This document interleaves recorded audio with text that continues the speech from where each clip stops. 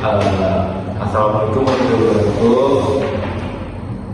Pada hari ini kami dari Bagian 2 akan berdiskusi atau promosi podcast lah anjir.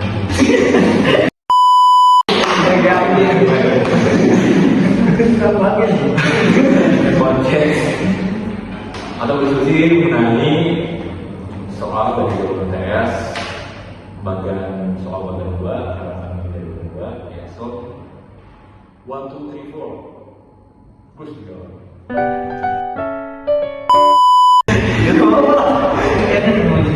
oke guys, di sini kan kita membahas mengenai ekonomi makro. Otomatis sama pertumbuhan kita kembali dengan UMKM. Seperti yang kita ketahui, UMKM itu kan merupakan salah satu faktor meningkat PDB atau penghasilan nasional terbesar di Indonesia, juga penyerapan tenaga besar di Indonesia, kurang lebih sekitar 99% lah dari dampak itu dari Indonesia. Nah, di sini kita kan langsung fokus ke jawaban dari soal UTS ekonomi makro. Pada soal pertama kita diminta untuk menjelaskan pada GDP, GNP, serta NNP, NNI, PI, dan DI. Nah, dimulai dari pendapat saya sendiri. Menurut saya PDB adalah gross domestic product atau produk domestik bruto yang merupakan nilai pasar video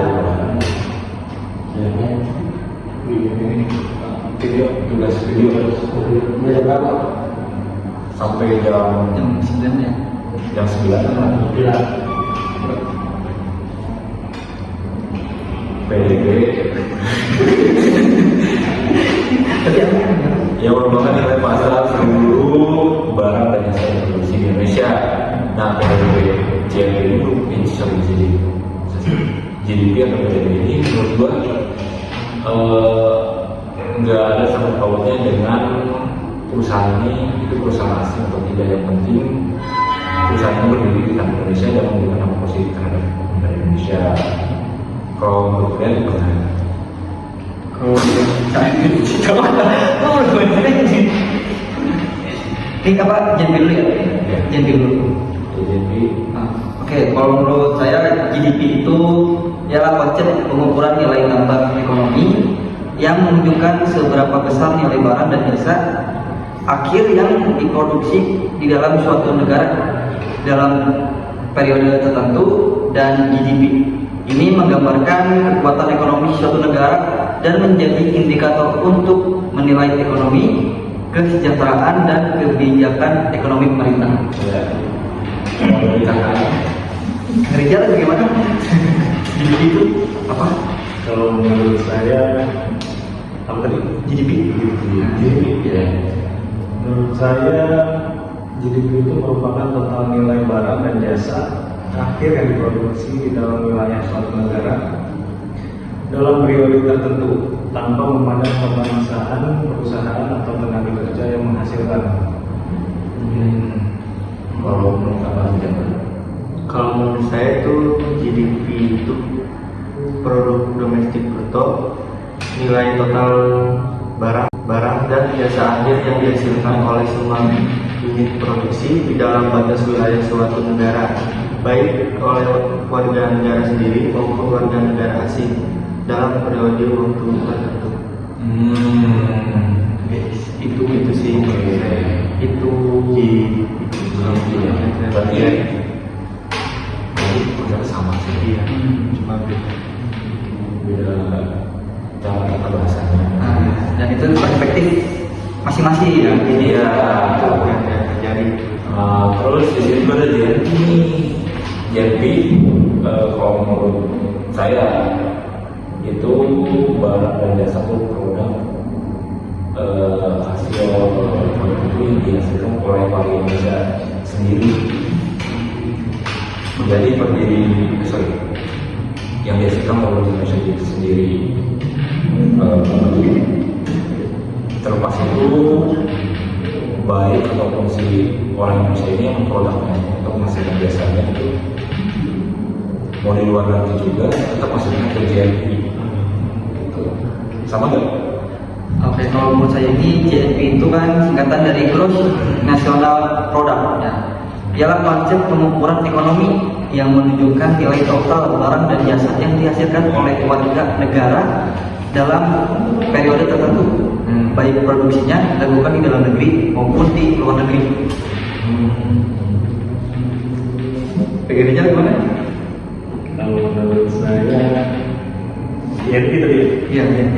GNP merupakan total nilai barang dan jasa yang dihasilkan oleh seluruh warga negara suatu negara dalam kurung faktor produksi nasional, termasuk yang bekerja atau berinvestasi di luar negeri. Oh, berarti masuk investasi masuk GMP. Kalau menurut saya sih GNP itu nilai total barang dan jasa akhir yang dihasilkan oleh warga negara suatu negara, termasuk yang berada di luar negeri dalam periode waktu tertentu, sama seperti Karija. Cuman ada beberapa tambahan yang dari kita jelaskan dia ada di Kalijalan, jadi investasi juga masuk di GNP. NMP ini guys, di saya NMP adalah program nasional untuk yang merupakan nilai GNP yang telah dikurangi dengan pengusutan atau depresiasi barang modal. Jadi dikurangi itu GNP ini dikurangi oleh depresiasi barang modal, hasilnya NMP. Kemudian PNP ya, kalau menurut saya NP itu kan singkatan dari Net National Product. Ya, ialah konsep pendapatan nasional yang menunjukkan nilai total barang dan jasa yang dihasilkan oleh warga negara di suatu negara setelah dikurangi penyusutan barang modal. Itu NP. Kalau menurut saya NMP merupakan nilai PNP setelah dikurangi dengan penyusutan dalam depresiasi modal. Penyusutan mewakili barang modal yang habis atau usang selama proses produksi. Kalau saya sih jawabannya sama dengan Mas Ade ya, dia di sini hampir sama begitu. oke. Lagi-lagi ada poin plus dari cerita ternyata power produksi dan ini di jabatan 19. Berarti ini poinnya penyusutan dari sini. Ya, penyusutan. Terus PI personal income atau pendapatan persorangan yang merupakan dalam organisasi merupakan jumlah seluruh penerimaan yang benar-benar sampai ke tangan orang pribadi. Jadi sistem itu lewat pertama sudah COD. Iya. Kemudian sama tuh. Kalau saya P itu kan singkatan dari personal income, ialah konsep pendapatan nasional yang menunjukkan pendapatan yang sebenarnya diterima oleh seluruh individu atau rumah tangga di suatu negara, baik yang berasal dari pekerja maupun bukan pekerja. Kalau menurut saya tadi PI ya? Ya, PI merupakan jumlah pendapatan yang benar-benar diterima oleh individu dalam kurung rumah tangga sebelum dipotong pajak langsung. PI mencakup kontribusi seperti iuran jaminan sosial. Ada saya. Oh, berarti ya mungkin sama lah ya, sebenarnya sama. Ya mungkin cuma aja. ada beberapa part yang dari Hampir sama semua jawaban saya yang saya pelajari. sebenarnya ada beberapa part yang dijelaskan itu oleh orang, orang satu lagi ya perbedaan pendapat. Satu lagi nih, Jadi di portion di possible income atau pendapatan di possible yang merupakan pendapatan yang benar-benar siap untuk dibelanjakan atau ditabung oleh masyarakat. Menurut saya sih ini kayak uang pinjam ya. uang dingin, jadi si uang itu bebas hasil dari apa saja. Kalau kalian Kalau DI itu disposable income, ialah konsep jumlah pendapatan bersih yang benar-benar digunakan oleh masyarakat untuk konsumsi dan tabungan setelah dikurangi pajak langsung. Kalau menurut saya DI merupakan pendapatan seseorang yang siap digunakan untuk konsumsi dan tabungan. DI adalah sisa PI setelah dikurangi pajak langsung seperti PPH, adalah indikator daya beli real masyarakat. Kalau untuk saya, DAI itu setelah dikurangi pajak langsung seperti pajak penghasilan, ini adalah pendapatan yang siap dibelanjakan atau ditabung oleh rumah tangga. Perbedaan PI dan DAI dipengaruhi oleh pajak langsung. Itu sih, begitu saya. oke, ada soal nomor 2 nih bagian BEM. Namanya itu masih lagi perbedaan di sini itu apa? Kamu banyak tuh. Kamu baca. Oke. Jadi perbedaan dari semuanya itu ialah karena masing-masing konsep melihat pendapatan dari tahap dan sudut yang berbeda. Mulai dari total produksi, negara, hingga pendapatan bersih yang benar-benar diterima dan dapat dibelanjakan oleh masyarakat. Terus ada soal nomor 2 di sini itu kita samakan aja jawabannya ya. Iya, betul. Hasilnya Macam gitu loh. iya caranya. Hasilnya GDP itu 130. Nah, jadi kayak ini caranya ya. Sok. JNP ini kan ini soalnya berdasarkan di atas hitunglah gross national product JNP. Ya, gross apa menghitung lah ya. Jadi JNP itu cara menghitungnya GDP ditambah produk neto terhadap luar negeri. Nah, GDP-nya ini 130.000 dan produk netonya itu 5.000. Nah, hasilnya 135.000. Nah, itu. Terus boleh gini. Oh, paham. Berarti kalau NNI itu sama dengan GNP dikurang NNP. Hasilnya 129. 129. Ya. Iya, itu sih. Ya, NP itu sama dengan GNP kurang NNP. lah JNP dikurangi penyusutan. Oh. Nah, penyusutan. Jadi JNP-nya itu 135.000, penyusutannya 6.000. Nah, Oh, 129. hasilnya 9.000. Oh. Tuh. Kalau yang mau NNI mau NNI. ini mau nggak? Jadi sama. Nggak penting. Ini kalau NNI ini hitungnya ENB dikurang pajak tidak langsung. Jadi NNP-nya 129.000. Nah, 129.000 itu dari yang tadi tuh. Yang hasil dari JNP dikurangi penyusutan. Nah, dimasukin lagi di situ 129.000 dikurangi pajak tidak langsung. Nah, pajak tidak langsung itu 9.000 dan dikurangi jadi 120.000. Oh, itu. Terus sama sih. PI.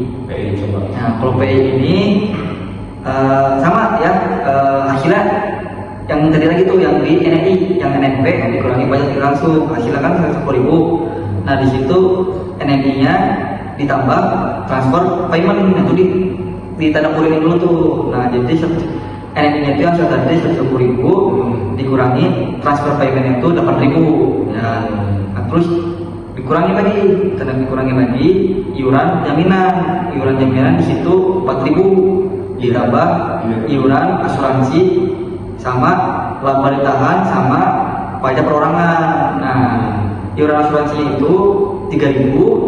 Nah, lalu hasilnya itu yang tadi dulu tuh NNI ditambah transfer payment hasilnya 110.000 dikurangi 8.000 kan 112.000. Nah, lalu hasil dari iuran jaminan, iuran asuransi sama laba bertahan plus pajak perorangan 4.000 ditambah 3.000 ya hasil. Itu Terus sama si PI. PI coba. Nah kalau PI ini sama ya, hasilnya yang tadi lagi tuh yang di NNI, yang NNP dikurangi pajak langsung, hasilnya kan 110.000. Nah di situ NNI-nya ditambah transfer payment itu di tanda kurung dulu tuh. Nah jadi NNI-nya itu yang tadi 110.000 dikurangi transfer payment itu 8.000 ya. Nah, terus dikurangi lagi, karena dikurangi lagi iuran jaminan di situ 4.000 ditambah iuran asuransi sama laba ditahan sama pajak perorangan. Nah iuran asuransi itu 3.000. Nah lalu hasilnya itu yang tadi dulu tuh NNI ditambah transfer payment hasilnya 110.000 dikurangi 8.000 kan 112.000. Nah lalu hasil dari iuran jaminan, iuran asuransi sama laba ditahan plus pajak perorangan 4.000 ditambah 3.000 ya hasilnya 7.000. Lalu dikurangi tuh semuanya hasil dari tadi 11.000 dikurangi 7.000 hasilnya 105.000. Terus itu Tuh. Terus bisa salah ya. Saya juga 121. Nah, yang terakhir tuh DI ya.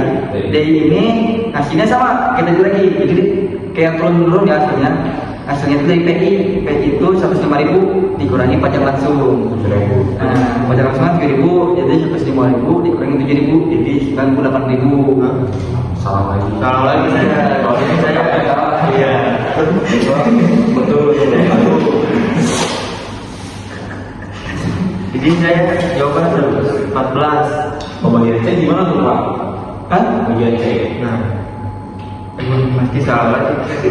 Kan kalau bagian C menjelaskan mengenai perhitungan pendapatan nasional dengan pendapatan produksi dan pengeluaran. Ya, kalau menurut saya pendapatan nasional ialah dihitung dari jumlah seluruh pendapatan yang diterima oleh faktor-faktor produksi di dalam suatu negara. Ya. Lalu yang kedua, pendapatan produksi ialah dihitung dari nilai tambah yang dihasilkan oleh tiap sektor produksi. Dan yang terakhir, pengeluaran ialah dihitung dari jumlah seluruh pengeluaran masyarakat, perusahaan, pemerintah, dan sektor luar negeri. Lebih detail ya penjelasan. Kalau saya sih simpel. Iya simpel. Pokoknya ya kayak aja. Produksi itu hitungnya barang akhir, hasil akhir jasa untuk menghindari perhitungan ganda dan pendapatan. Jadi yang itu selalu menjumlahkan seluruh balas jasa yang diterima oleh pemilik dalam produksi. Kayaknya begitu aja. Lebih detail aja. Nah, Kalau saya yang lain bagaimana ya, Cek? Yang C, yang perhitungan pendapatan nasional. Kalau saya sih pendekatan pendapatan menjumlahkan semua pendapatan faktor produksi, upah, sewa, bunga atau laba, pajak tidak langsung, penyusutan, pendekatan produksi, menjumlahkan nilai tambah dari setiap sektor produksi. Jadi segitu saja simpel. Dijal bagaimana? Sama sih sama beliau. sama yang beliau. Ya. Berarti yang beliau ada kalau dia lebih detail. Iya. Kalau saya seperti guru. Dan UND bagaimana? kawan-kawan sekalian itu Itu udah ada 3 soal ya, 1, 2, 3. Tuh. Ya, siapa yang menjelaskan? siapa namanya? Aduh, saya Hasilnya itu ya.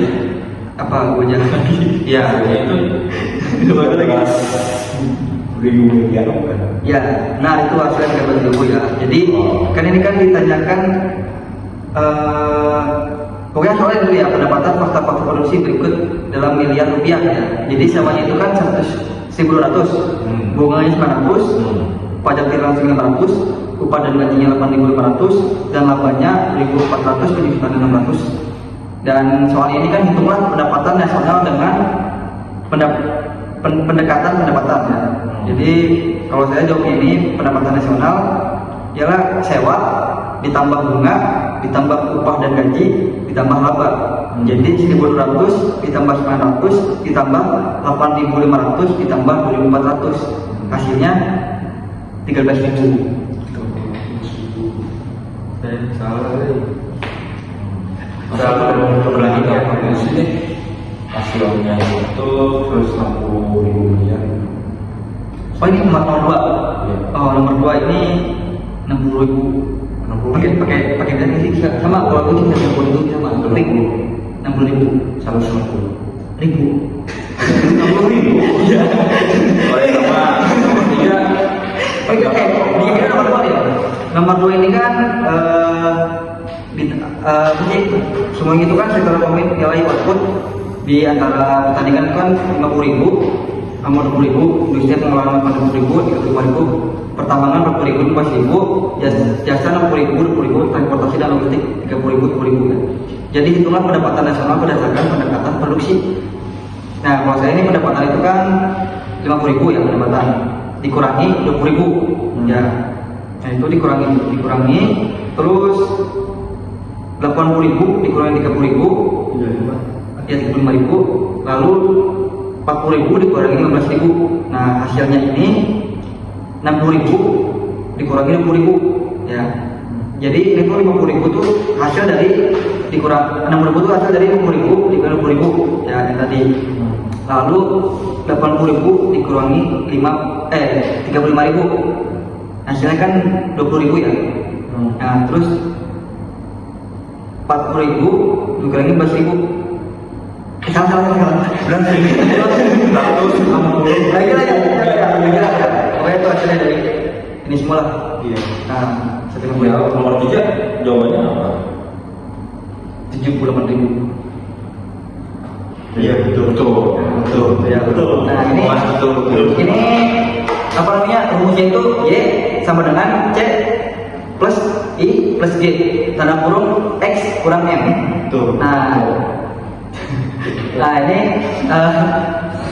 tadi 48.000 ditambah 12.000 ditambah 15.000, terus tanda kurungnya yang XM itu 10.000 dikurang 7.000 hasilnya 3.000, lalu 3.000 tambah 75.000 hasilnya 78.000. Yang terakhir nih Rumus dampak analisis berita. Oh beda berita nih. ya berarti kalau nomor kayaknya masing-masing ya, sebagai masing-masing. Nah awal belajar apa? Ini tuh saya membahas mengenai pendapatan negara dan pajak misalnya. Ya gini Dampak pada komponen G dalam rumusnya itu Y sama dengan C plus I plus G dalam kurung X min M kurung. Di sini jika penerimaan negara turun, pemerintah untuk menahan belanja. Menahan belanja ini mungkin menahan belanja dan alutsista ataupun kebutuhan pemerintahan demi menjaga kestabilan. Maka secara sistematis nanti GDP yaitu Y akan tertekan atau turun. Jika Y turun, Y akan tertekan dan turun. Itu lagi. Ini yang ditanyakan GDP gue nih. Ya, GDP lo nih. Bener sih, kalau saya sih J turun. iya, jadi kalau saya penerimaan negara yang menurun mengurangi kemampuan pemerintah membelanjakan anggaran dalam pendekatan pengeluaran, turunnya otomatis menurun GDP sehingga berdampak pada perlambatan pertumbuhan ekonomi dalam jangka pendek. Kalau menurut saya sih sama ya kayak Nadia gitu. Oke, menurut manajer bagaimana? Persis banget. Sama ya. Kalau saya sama seperti Kang Geng, kurang lebih seperti itu. Nomor 2, efek domino nih menyusul tentang penerimaan mulai biasanya indikasi bahwa seorang bisnis sedang masuk. Oh berarti ini saya berarti Nggak tahu. Oh berarti udah ya. Singkat saja. Kata-kata hari ini apa ya? jangan dong, mau. Panggil aja kadang-kadang apa aja. Hargailah yang mencintai-mu karena dia sangat tulus banget. Terima kasih teman-teman sekalian telah mendengarkan podcast atau diskusi kami mengenai hasil jawaban tes makro. Dosen pengampu biji Pak Dewa. Oke, Mantap Pak. Terima kasih Pak. Pak Dewa. See you on next video. Oke.